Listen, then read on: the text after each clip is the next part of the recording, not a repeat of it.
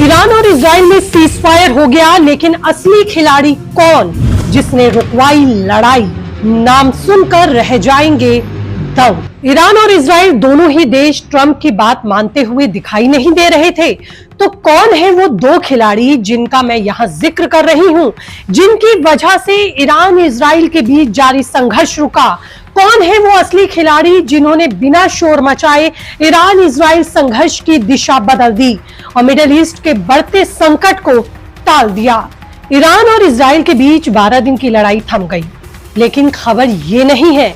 असली खबर ये है कि सीज फायर को करवाने में दो बड़े खिलाड़ियों ने कैसे महत्वपूर्ण भूमिका निभाई, और उनके नाम सुनकर आप चौंक जाएंगे। अमेरिका के राष्ट्रपति डोनाल्ड ट्रंप ब्रेकिंग न्यूज बनाने और वाहवाही लूटने का कोई मौका नहीं छोड़ते।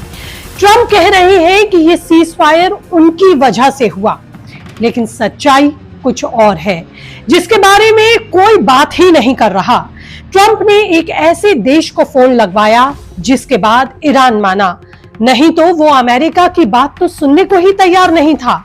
ईरान को तो छोड़ दीजिए, इजराइल ने भी ट्रंप की बात को नजरअंदाज किया। ट्रंप ने खुद इसका खुलासा किया कि वो इजराइल से नाराज है क्योंकि इजराइल ने उनकी बात नहीं मानी और अंतिम समय तक ईरान पर रॉकेट दागे। तो सवाल ये है कि अगर इजराइल और ईरान दोनों ही ट्रंप की बात नहीं मान रहे थे, तो फिर वो प्रभावशाली और असरदार कौन लीडर था जिसकी रणनीति खामोशी से बड़ा कमाल कर गई? ये ऐसे दो बड़े खिलाड़ी हैं जिन्होंने दुनिया को तीसरे विश्व युद्ध के खतरे से बचा लिया, मध्य एशिया को बड़े संघर्ष से बचा लिया। अगर ये लड़ाई और लंबी चलती तो ये दुनिया, मिडल ईस्ट और खासकर भारत के लिए अगर मैं बात करूं तो बड़ा खतरा होती। और इसी के मद्देनजर इन देशों ने आगे बढ़कर इस संघर्ष को रोकने के लिए कुछ अचूक प्रयास किए। सब कुछ बताऊंगी आपको तथ्यों के साथ इस रिपोर्ट में, बने रहिए अंत तक मेरे साथ। नमस्ते, आपके साथ मैं हूं ज्योति विनय कपूर। तो दोस्तों, ट्रंप ने एक्स पर पोस्ट किया, ईरान और इजराइल के बीच complete and total ceasefire हो गया है। मतलब अब दोनों एक दूसरे पर बिल्कुल भी हमला नहीं करेंगे। ट्रंप ने दावा किया कि दोनों देशों ने उनकी मध्यस्थता से यह फैसला लिया, यानी कि उनकी बात मान ली। लेकिन ईरान के विदेश मंत्री अब्बास अराक्ची ने ट्रंप के बयान के कुछ वक्त बाद ही साफ किया कि कोई सीज फायर पर सहमति नहीं हुई। खबर के मुताबिक ईरान ने उसी दिन इजराइल पर मिसाइलें दागी जिसमें 4 लोग मारे गए। साथ ही कतर में अमेरिकी एयरबेस को भी निशाना बनाया। इजराइल के प्रधानमंत्री बेंजामिन नेतन्याहू ने भी कहा कि ईरान ने सीज फायर तोड़ा है और अब उसे इसका जवाब मिलेगा। तो साफ है कि ट्रंप के दावे पर सवाल उठे, लेकिन इसके कुछ देर बाद सच में सीज फायर हो गया, जिसे कराने का काम किसी और ने नहीं बल्कि कतर और भारत ने किया। कतर के प्रधानमंत्री शेख मोहम्मद बिन अब्दुल रहमान अल थानी और भारत के प्रधानमंत्री नरेंद्र मोदी ने मिलकर ईरान को मनाया।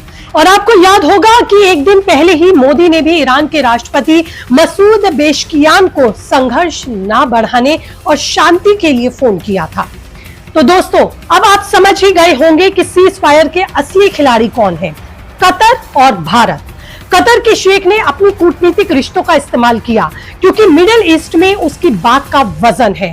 कतर ने ईरान को सीज फायर की शर्तों पर राजी किया क्योंकि उस पर भी खतरा बढ़ रहा था। और ये देश जानते हैं कि दुनिया में ईरान और रूस ही ऐसे दो देश हैं जिनके पास गैस के सबसे बड़े भंडार मौजूद हैं, और आने वाले समय में ईरान से ही इन देशों की जरूरत पूरी होगी क्योंकि भविष्य तेल की बजाय गैस का है। ईरान इजराइल की वजह से मिडिल ईस्ट में अगर खतरा बढ़ता तो पड़ोसी देशों के लिए भी मुश्किलें बढ़ती। यहीं दूसरी तरफ मोदी ने ईरान को समझाया कि जंग से कुछ हासिल नहीं होगा। मोदी ने पेज़ेश्कियान से कहा कि जंग से बर्बादी होगी। आने वाले समय में दुनिया और एशिया को आपकी जरूरत है। ऑपरेशन सिंदूर से भारत अपनी मजबूत रणनीति का दुनिया को एक बड़ा संदेश पहले ही दे चुका है कि कैसे हम अपने टारगेट को पूरा करके अपने देश को युद्ध में झोंकने से बचा सकते हैं। विदेशी मामलों के जानकार बताते हैं कि ये कॉल असरदार रही और शायद कतर और भारत की बात मानकर ही ईरान ने 12 घंटे बाद सीज फायर की घोषणा की। एक और खास बात जो समझने वाली है वो ये कि ईरान भी जानता है कि वो अपने भविष्य के लिए ही लड़ रहा है। जहां एक तरफ वो खुद को परमाणु संपन्न देश बनाना चाहता है, तो वहीं दूसरी तरफ वो जानता है कि उसके गैस के भंडार ईरान के लिए ताकत और दुनिया के लिए जरूरत है। और इसी जरूरत को पूरा करके ईरान दुनिया में अपनी मजबूत देश की छवि को भी बनाना चाहता है। लेकिन सवाल यह है कि मोदी ऐसा क्यों चाहते थे कि जल्द से जल्द सीज फायर हो जाए, और भारत के लिए ये लड़ाई रुकनी कितनी जरूरी थी? तो दोस्तों, अगर ये जंग लंबी चलती तो दुनिया के लिए, खासकर भारत के लिए भी एक बड़ा खतरा बनता। भारत 80% कच्चा तेल आयात करता है और इसका बड़ा हिस्सा मिडिल ईस्ट से आता है। और अगर ईरान ने स्ट्रेट ऑफ हॉर्मुज को बंद कर दिया होता तो जैसे कि उसने धमकी दी थी, तो तेल की कीमतें $200 प्रति बैरल तक बढ़ने की आशंका एक्सपर्ट्स ने जताई थी। इससे भारत में महंगाई आसमान छू सकती थी। स्टेट ऑफ ग्लोबल एनर्जी की 2024 की रिपोर्ट के मुताबिक भारत की अर्थव्यवस्था को तेल की कीमतों में उछाल से 2 से 3% का नुकसान हो सकता था। इसके अलावा भारत को चाबहार पोर्ट जो ईरान में है, जहां से भारत का अच्छा खासा व्यापार होता है, अफगानिस्तान और मध्य एशिया तक उसका पहुंच का रास्ता बनता है, वो भी वहां की भारत की जरूरत है। और अगर जंग लंबी चलती तो इससे भारत को नुकसान होता। और ये बात मोदी जानते थे कि जंग लंबी चली तो भारत की अर्थव्यवस्था और रणनीतिक हितों को नुकसान पहुंचेगा। भारत की ग्रीन एनर्जी योजनाएं भी प्रभावित होंगी। 2024 की इंटरनेशनल एनर्जी एजेंसी की रिपोर्ट के मुताबिक भारत 2030 तक 500 गीगावाट रिन्यूएबल एनर्जी का लक्ष्य रखता है। अभी भारत की 40% बिजली रिन्यूएबल सोर्स से आती है और 2024 में 18 गीगावाट सोलर और 3 गीगावाट विंड एनर्जी जोड़ी गई है।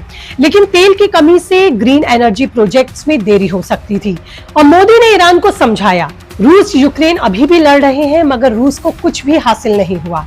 आप भी उसी रास्ते पर मत जाओ जहां बर्बादी हो। 12 घंटे बाद ईरान ने सीज फायर पर सहमति जताई। कतर ने भी इसमें साथ दिया क्योंकि वो नहीं चाहता था कि मिडिल ईस्ट में तनाव बढ़े। अब यहाँ से समझना यह भी जरूरी है कि दुनिया भारत की सुन क्यों रही है। दरअसल भारत अब ग्लोबल डिप्लोमेसी में बड़ा खिलाड़ी बन चुका है। 2025 में भारत की जीडीपी $5 ट्रिलियन के करीब है और रक्षा बजट $81 बिलियन। लेकिन भारत की असली ताकत उसकी कूटनीति है। भारत का ईरान और इजराइल दोनों से दोस्ताना रिश्ता है। भारत इजराइल से बैरक 8 मिसाइलें और ड्रोन खरीदता है, तो ईरान से चाबहार पोर्ट के जरिए मध्य एशिया तक पहुंचता है। यही वजह है कि भारत दोनों को शांति के लिए मना सका, नहीं तो दोनों को रोकना बहुत मुश्किल काम था। भारत बन रहा है ग्लोबल शांति का सिकंदर। मोदी ने कैसे रचा इतिहास? दोस्तों, अगर ये जंग लंबी चलती तो क्या होता? स्टेट ऑफ हॉर्मुज बंद होने से तेल की सप्लाई रुक जाती। अल जजीरा की रिपोर्ट के मुताबिक इससे ग्लोबल अर्थव्यवस्था को $1 ट्रिलियन का नुकसान हो सकता था। भारत में पेट्रोल डीजल की कीमतें 150 से 200 रुपए प्रति लीटर या इससे भी ज्यादा तक बढ़ सकती थी। साथ ही मिडिल ईस्ट में तनाव बढ़ने से भारत के 90 लाख प्रवासियों की सुरक्षा खतरे में पड़ सकती थी। इसलिए भारत ने दोनों देशों को समझाया कि जंग से सिर्फ नुकसान होगा। मोदी ने ईरान को बताया कि उनके पास तेल और गैस के भंडार हैं, जिससे वो तरक्की कर सकते हैं। रूस का उदाहरण देकर कहा कि जंग से कुछ नहीं मिलता, शांति से दुनिया जीती जा सकती है। फिर क्या था? एक्सपर्ट्स तो यही कह रहे हैं कि भारत और कतर की बात को ही ईरान ने माना और सीज फायर किया। यहीं से ये दो असली खिलाड़ी दुनिया में एक बार फिर साबित हुए। मोदी लगातार हर मंच से यही कह रहे हैं कि युद्ध का ये समय नहीं है। भारत ने मिडिल ईस्ट में शांति के लिए हमेशा मजबूत रुख अपनाया है। यही वजह है कि कतर और भारत की जोड़ी ने ईरान को मनाया और इजराइल ने भी भारत की बात सुनी।